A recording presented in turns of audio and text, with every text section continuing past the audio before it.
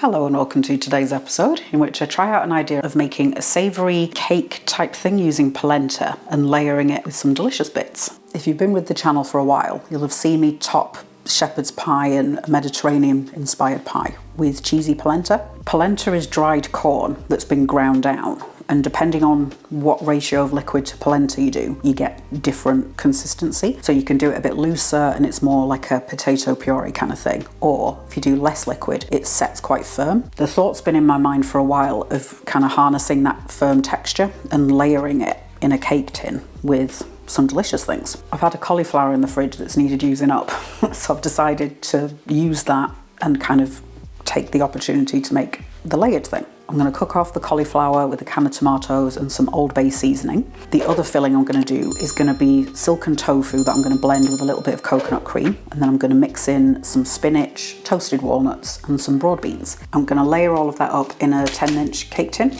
I've lined that with foil and wiped the inside with a bit of oil. I'll do the cauliflower filling first because I'm using the tomatoes. It'll benefit from cooking out a bit longer than the other filling will. Heating up a couple tablespoons of olive oil in my big pot. So that's the olive oil nice and up to temperature. This was a medium-ish size cauliflower, so I'm just going to chuck that in. So I'm just going to cook this down until it's soft, maybe get a bit of colour in some places. This video is more about trying the idea of layering the polenta rather than it is these are the fillings you have to put in yours. Feel free to put anything you like in. I'm going to put a whole bunch of links in the description for you. You could do the lasagna. You could use some of that, or the soft taco. I've gone for a really fine dice because I'm doing the layers, so I don't really want big chunks. I've been frying it off on 7, just dropped it to 6, just so I don't get anything catching on the bottom. I can see the cauliflower's going a little bit translucent, and there's some little golden brown speckles here and there. So I'll go in with the other bits. That's the seasoning that I'm going to use, Old Bay. So I'm going to start with a tablespoon. I'm going to do a little bit of black pepper. I'm going to hold off on the salt for now because Old Bay's got salt in it. I'm going to do a good squeeze of tomato puree, a couple tablespoons. Then I'm going to put in a can of tomatoes. These are just chopped tomatoes. And then I'm just going to swirl out the inside of the can with some water. So that's maybe 1/5 of a can, something like that. Pour that in. I'm going to do a 1/4 teaspoon of sugar just to bring out the tomato flavours a bit. I'm out of MSG, otherwise I'd put a bit of that in as well. I'll give that a little taste. I'm going to do another tablespoon of Old Bay and a 1/4 teaspoon of Cayenne Pepper, just for a little spicy kick. I've got some toasted cumin left from when I made the tamales, maybe 1/4 teaspoon. I think that's good for now. I'll taste it again once I've made the other filling. So I'm going to put the lid on and put that on the back burner.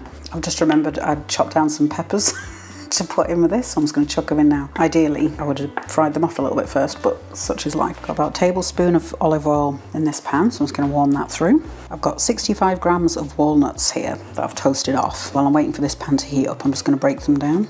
Break down very easily. Any massive big bits of skin that come off, I'll pull them out. Now the oil's up to temperature. This was a large white onion. And I've gone for a fairly small dice on the onion as well. I'm going to cook these down until they go translucent, a bit golden in places. 6 to 8 minutes, something like that, maybe a bit less. So I've done quite a small dice. With this filling, I'm going to fold the cooked onion and spinach into some silken tofu that I'm going to blend up. I did the sweet potato fritters and I blended up a block of silken tofu with some vegan feta, and that's kind of inspired this a little bit. That's the tofu you want. It's typically on the shelf rather than in the fridge. I'm going to add in 250 grams of spinach. I'm going to let the pan, like the heat of the pan, dry the spinach off a bit. I keep going back to the other pan as well, just to give it a stir so nothing sticks. I'm going to go in with some seasonings. I'm going to do about a 1/4 teaspoon or so of salt, black pepper, probably the same, 1/4 teaspoon. And I'm going to use some za'atar. So this is a Middle Eastern herb and spice blend, things like dried oregano, thyme, that kind of thing, some sesame seeds. I'll start with a teaspoon, or you could just use dry mixed herbs, that kind of thing. I've got a couple little bits of coconut cream in the freezer that I've pulled out. There's probably a couple of tablespoons in each. I'm going to put that in with the tofu. I'm going to do another tablespoon of za'atar. Probably had about a tablespoon and a half at this point. I'm going to do a bit more salt. I'm going to do a 1/2 teaspoon of garlic powder. I meant to put fresh in and I forgot. I'm having one of those days apparently. Mix in the walnuts. Once I've mixed this into the tofu mixture, I'll check the flavour again and do any tweaking at that stage. I'm going to swap the pans back over. I've turned the heat off on the back one, just because this is a larger burner. All right, let's blend up the tofu. So there's the tofu. I'm just going to break it down a little bit. Yeah, so that's probably 2 tablespoons. I think the other bits got about the same. Sometimes I don't need a full carton, so I chuck it in the freezer. And then I'll go in with my stick blender. Doesn't need to be super smooth or anything. Might add in a little bit of lemon juice as well, just to brighten the flavour. 1.5 teaspoons or so lemon juice. I also forgot I'd cooked off some broad beans. Apparently I'm in bad shape today. So this was 250 grams. These were frozen. So cooked them off in the microwave, and then I punched a nail through the skin and popped the beans out of that thick skin. Maybe I'll just mix it in the pan. Let's do it that way. Chuck those in, and then I'll pour the tofu mixture. I think this quantity will fit in the bowl. I just wouldn't be able to mix it very well. Give that a try. A bit more salt and pepper. Salt and pepper is quite a personal one. Use what tastes good for you. I might do another touch of za'atar as well. Probably 2 tablespoons. A bit more garlic as well, why not? A bit, she says. I'm going to put the cauliflower mixture in here because I need that big pot for the polenta. I'll do a final flavour check. It's time for me to crack on and make the polenta. I've had a difficult time conceptualising the amount of polenta I'd need for that tin. I sort of looked at the baking dish that I've done the shepherd's pie in and thought, well, 1 portion is enough to cover that with like 1.5 inch thick layer. Initially I was going to do like a triple batch, but then thought that's almost 3.5-4 kilos of polenta. That's too much. So I've done a double batch. Still might be too much, but I've grabbed some plastic takeaway tubs, and anything that's left over, I'll put them in that, and I can either then slice that down and make polenta chips, or just chuck it in the freezer, ready for when I want a quick meal. Got 600 mils of oat milk heating up in my pan, about 2.5 cups. Use any plant milk you want. I like oat because it's got a really nice rich flavour. I use the Minor Figures Barista oat milk. It's delicious. This is the polenta that I'm going to use. You could probably use grits in the same way. I'm not sure 100% what the difference is. Some grits are treated with lime. I think that's the main difference, but I don't know if yellow grits and white grits, if they're treated differently and therefore yellow grits are the same as polenta. I don't know. A tip I picked up a while ago to stop polenta getting lumpy is to run it through your fingers as you pour in the polenta into the pan. This was a 280 gram block of extra mature vegan cheddar. More would be better, maybe even double the amount, but that's all I've got. So that's the 600 mils of milk. I'm going to add 1 litre of boiling water that had the milk in it previously, and that's why it's cloudy. I'm going to add some nutritional yeast. It's got like a cheesy kind of flavour to it, so it's a nice way of amping up cheese flavours. So I'm going to do, I think, 4 tablespoons of that. I'm going to do 1/4 teaspoon of salt. The cheese is a bit salty, so I don't want to over salt things. I can always add a bit more if I need to. I've got 140 grams of vegan butter, so I'm just going to put that in. I've got this on a 6. With the lid on, it will boil on a 6. So that's my huge bowl of polenta. So I'm going to sprinkle that through my fingers and then go straight in with my whisk. Look on the packet for yours. This one cooks in like 5 minutes, whereas some of them I've seen cook for 20 minutes. So I think it just depends on the brand. There we go, so it thickens almost instantly. So then I'm going to put the lid on.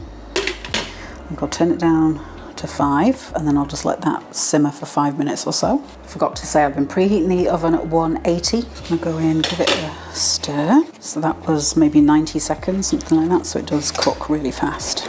So that's had another couple minutes, something like that. So I'm going to probably stir the cheese in at this stage. Go in with a spoon, just so I can scrape the bottom a little bit. Tip the cheese in, stir that through. It'll go kind of glossy once it's ready. So I'm just going to check the flavour. I'm going to do another 1/4 teaspoon of salt. So I'll leave this covered and set up the assembly area. I'm going to go in with the first layer, which will be polenta, and I'm turning the stove down to 1 just to keep it warm. This is more liquid than it usually is. So I'm kind of levelling it out in there. Do I want a bit more maybe? Yeah, maybe I do. Yeah, my only concern was having it thin was just whether it would layer up the way I want it, or if the filling would just sink. And I think it might be an idea to try and keep the very edges of it clearer filling, just so that the polenta can kind of bond to itself. Putting some in and then I'll level it off. So I'll do another layer of polenta. Yeah, I should have gone thinner. I suddenly panicked that it wasn't going to firm up the way I was used to. But that's all right. Okay, then we'll do some spinach. In terms of filling as well, you don't have to do two. You could just do one, you know, and do 2 layers of the same filling. That's fine. Perfect amount of polenta. Haha, get in. Although I'm a bit sad I don't have any left over for polenta chips.